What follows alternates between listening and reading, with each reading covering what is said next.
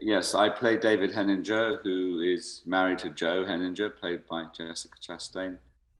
We are first revealed at the beginning of the film arriving on a boat at the port of Tangier in Morocco, heading towards an upscale party in the middle of the desert. And I think quite quickly the audience of this film will see that our marriage is fractious and acidic and snarky. But something happens on the road which changes everyone's lives. And I think it's no spoiler to say that, it's a hit and run. Well, not quite a hit and run, but we hit a young Moroccan boy who appears to walk into the headlights of our car. And the result of that accident is the rest of the film. How am I supposed to add to that? It was the perfect. What am I supposed to say? My name's Jessica Chastain. I play Jo Henninger, wife to David Henninger, played by Ray Fiennes. The beginning of the film, we have a tragic accident, and a young boy is killed. And the film explores the repercussions and the consequences of that and how it changes the lives of all involved.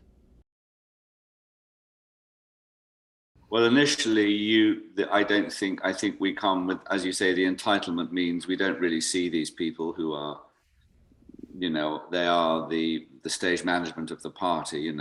The gay couple who are holding the party rely on the local Moroccan who are working for them to function. And I think I've seen this kind of behavior, entitled people coming in and sort of seeing through the people who are serving them a meal or making them a cup of coffee or making their bed or cleaning their bathroom. There's a sort of a kind of callous indifference to these people. And but I think through the course of the film, both our characters change in very different ways as a result of the killing that's happened. Oh, yeah, no, but David, yes, sorry, David evolves from being the kind of person I've described to David. In the end, he evolves. His evolvement is that he confronts what he's done. He accepts. He owns up to what he's done.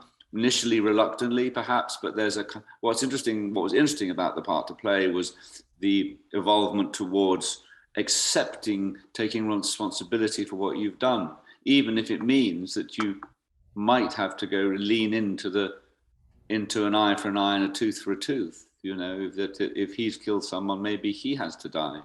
I think he has to confront that, and in the end, he does it with a sort of real, sort of ferocious integrity, I would argue.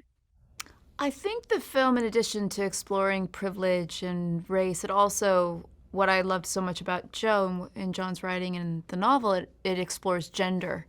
When we first meet Jo, she feels a lot of sadness and empathy and guilt over what happened. And so much so, she wants to go speak to the father of the boy, and she's rebuted, because she's a woman and told it's not appropriate for her to have this conversation. She tries to to have a conversation with Hamid.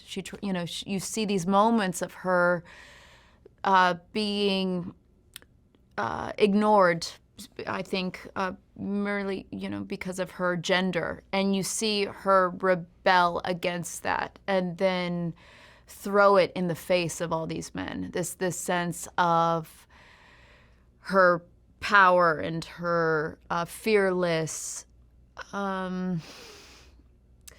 desire to live in a way where she is putting her needs and her wants before, I guess, thinking of others.